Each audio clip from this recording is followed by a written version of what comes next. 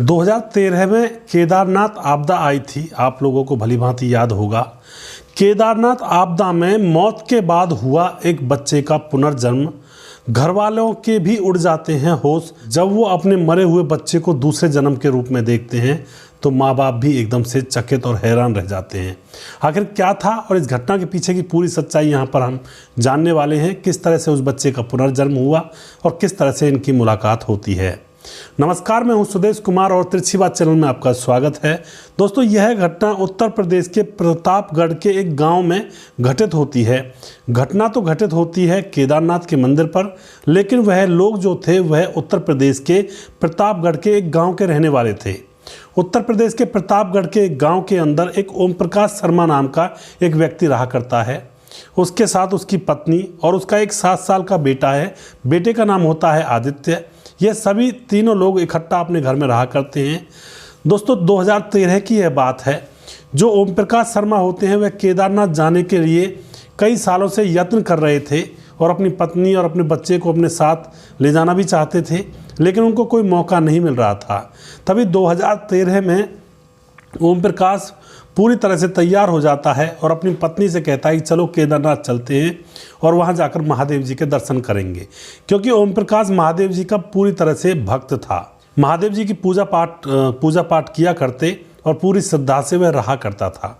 तो यहाँ पर अब क्या होता है, ओम प्रकाश केदारनाथ जाने की प्लानिंग कर लेता है, पत्नी को भी साथ में ले जाना चाहता है, लेकिन उनका 7 साल का जो बच्चा है उसको वह घर पर अकेला भी नहीं छोड़ सकते थे, क्योंकि 3 ही लोगों का वह परिवार था। अगर परिवार बड़ा होता तो बच्चे को घर पर छोड़ भी जाते, माँ चाचा ताऊ वो संभाल लेते, लेकिन घर पर 3 ही लोग थे, तो अब वह बच्चे को भी अपने साथ ले जाने का डिसीजन लेते हैं। तीनों लोग घर से तैयार होते हैं, कुछ खाना दाना अपने साथ रखते हैं बना करके और निकल जाते हैं केदारनाथ की यात्रा के लिए। दोस्तों, रात भर वह बस में चलते हैं और रात भर बस में चलने के बाद सुबह सुबह वह केदारनाथ पहुंच जाते हैं। यह जून का महीना था और जून के महीने में वहां पर मौसम थोड़ा सा बिगड़ा हुआ था। सन 2013 की ही यह बात थी। अब एक रात का सफ़र करने के बाद बस के द्वारा वह केदारनाथ पहुंच जाते हैं। काफ़ी बारिश हो रही थी और 15 जून का यह दिन था, तो काफ़ी जैसे बारिश हो रही थी, तो जो ओम प्रकाश शर्मा होता है वह सोचता है कि शायद पहाड़ी इलाका है, यहाँ पर ऐसा ही मौसम रहा करता होगा। लेकिन दोस्तों, यह कुछ अलग ही तरीके की बारिश यहाँ पर हो रही होती है। अब यह तीनों जने एक धर्मशाला में जाकर रुक जाते हैं, जो कि केदारनाथ मंदिर के पास ही पड़ती थी।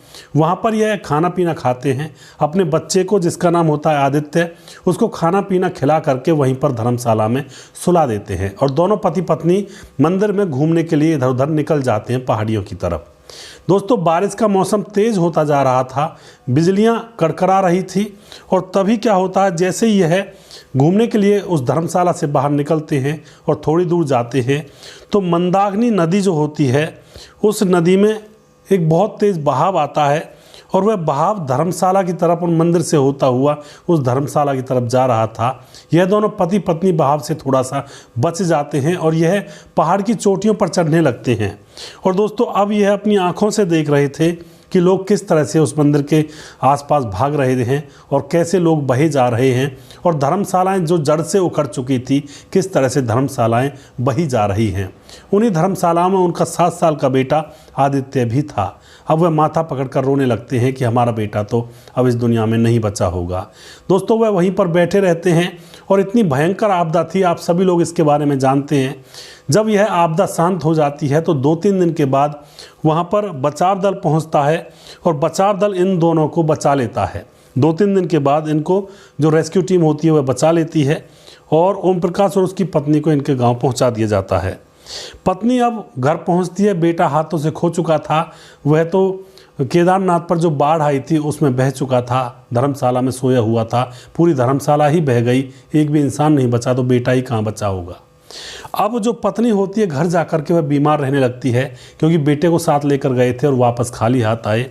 बीमार रहने लगती है और बीमार रहते रहते वह खूब दवाई गोली उसकी करवाई जाती है, लेकिन वह ठीक नहीं होती है। बेटे का गम उसको ले डूबा था। धीरे धीरे अब 10 साल गुजर जाते हैं। 2023 अब चल जाता है और 2023 में पत्नी बीमार थी और जो पति होता है ओम प्रकाश, वह अपना काम पर जाया करता, घर आकर अपनी पत्नी की देखभाल किया करता। तभी उनके घर पर एक साधु आता है और अलख निरंजन आकर के कहता है, अलख जगाता है।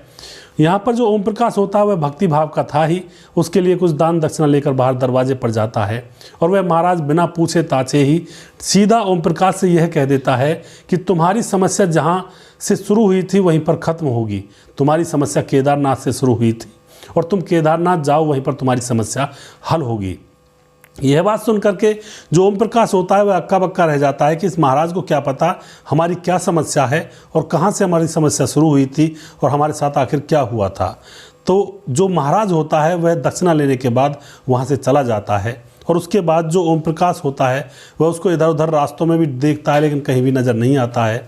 तो अपनी पत्नी के पास आता है और पत्नी को बताता है कि इस तरह से एक साधु आए थे और जिनको मैं दक्षिणा देने के लिए दरवाजे पर गया था, वो ये कहकर गए थे कि तुम्हारी जो समस्या है केदारनाथ से शुरू हुई थी और केदारनाथ पर ही समाप्त होगी। तुम वहाँ पर जाओ भोलेनाथ के दर्शन करने के लिए।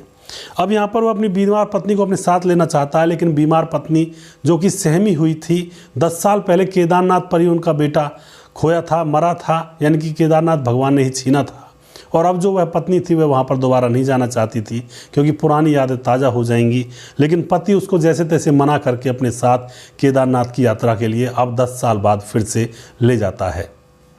वहाँ ले जा करके पति पत्नी घूम रहे होते हैं। तभी खाना खाने के बाद पत्नी को जो ओम प्रकाश होता है वहीं पर मंदिर के पास बिठा देता है और खुद कुछ सामान लेने के लिए चला जाता है। पत्नी अकेली बैठी हुई बदहवास सी उन्हीं धर्मशालाओं को देख रही थी जिन धर्मशालाओं में उनका बेटा बहा था। दोस्तों वहाँ पर नई नई धर्मशालाएं बन चुकी थी, पुरानी तो वहाँ से बह चुकी थी। अब बदहवास सी वह अपनी आंखों को तरसती निगाहों को इधर उधर घुमा रही थी। तभी उसके सामने एक 10 साल का लड़का आकर खड़ा होता है और आकर के उससे कहता है कि क्या आप यूपी के प्रतापगढ़ की रहने वाली हो। वह औरत कहती है कि हाँ मैं वहीं से रहने वाली हूँ, वहीं पर एक गांव पड़ता है। उसके बाद वह लड़का कहता है तुम्हारे पति का नाम ओम प्रकाश है। औरत कहती है हाँ मेरे पति का नाम ओम प्रकाश है। उसके बाद औरत कहती है कि तुम कौन हो बेटे। वह कहता है कि मैं तुम्हारा बेटा आदित्य है जो पिछले जन्म में यहीं पर तुमसे बिछड़ा था और मेरा पुनर्जन्म हुआ है और मेरा जन्म यहीं पर हुआ था केदारनाथ में ही। और मेरे जो माता पिता थे दूसरे जन्म के वह एक एक्सीडेंट में मारे जाते हैं और मैं अकेला हो जाता हूं तो एक बाबा जी के पास में रहने लगता हूं। दोस्तों उसके बाद यहाँ पर जो ओम प्रकाश होता है वह वापस आता है। उससे उसकी पत्नी कहती है देखो ये बच्चा कैसी बहकी बहकी बातें कर रहा है, यह बता रहा है कि हमारा बेटा आदित्य है जो यहाँ पर खोया था। अब जो वह पिता होता है यानी कि ओम प्रकाश उससे बहुत सारी बातें पूछता है पिछले जन्म की। तो यहाँ पर आदित्य सारी बातों को बता देता है पिछले जन्म की जो उसको याद थी कि तुम मुझे यहाँ पर लेकर आए थे, मैं खाना खाने के बाद मैं यहीं पर रुक गया था धर्मशाला में और तुम लोग घूमने के लिए चले गए थे। तभी पानी का बहाव आता है और मेरी मौत हो जाती है और दूसरा जन्म मेरा यहीं पर होता है। तो दोस्तों यहाँ पर जो पिता होता है अपने बेटे समान उस लड़के को और उससे बात पूरी करने के लिए, पक्की करने के लिए कहता है कि तुम रहते कहाँ हो। वह कहता है कि मैं एक बाबा के पास रहता हूँ। तो वह उस बाबा के पास जाता है और वहाँ जाकर उस बाबा से पूछता है कि इस बच्चे का रहस्य क्या है। तो वह बाबा कहता है इसके माँ बाप मर चुके हैं और यह पिछले जन्म में यहीं पर इसी बाढ़ में मारा गया था जो केदारनाथ पर आई थी। दोस्तों यहाँ पर वह माँ बाप उस बच्चे को अपने गले लगा लेते हैं और उसको लेकर के अपने गांव चले जाते हैं। तो यह पुनर्जन्म की कहानी अभी अभी इसका खुलासा हुआ है। और आप लोग क्या कहना चाहोगे, क्या किसी का पुनर्जन्म हो सकता है या नहीं हो सकता है? इससे अगली कहानी भी मैं पुनर्जन्म के ऊपर लेकर आऊँगा। वहाँ पर पूरी तरह से साइंटिफिक तरीके से अमेरिका के साइंटिस्टों ने भी इस बात को पुख्ता किया था। हमारे देश के अंदर एक ऐसी अजीब पुनर्जन्म की कहानी हुई थी जो एक ही शरीर में 2 लोगों ने मतलब रहना स्वीकार किया था। उसके बारे में मैं अगले एपिसोड में चर्चा करूंगा दोस्तों। तो यहाँ पर आप क्या कहना चाहते हो, क्या पुनर्जन्म होता है या नहीं होता है?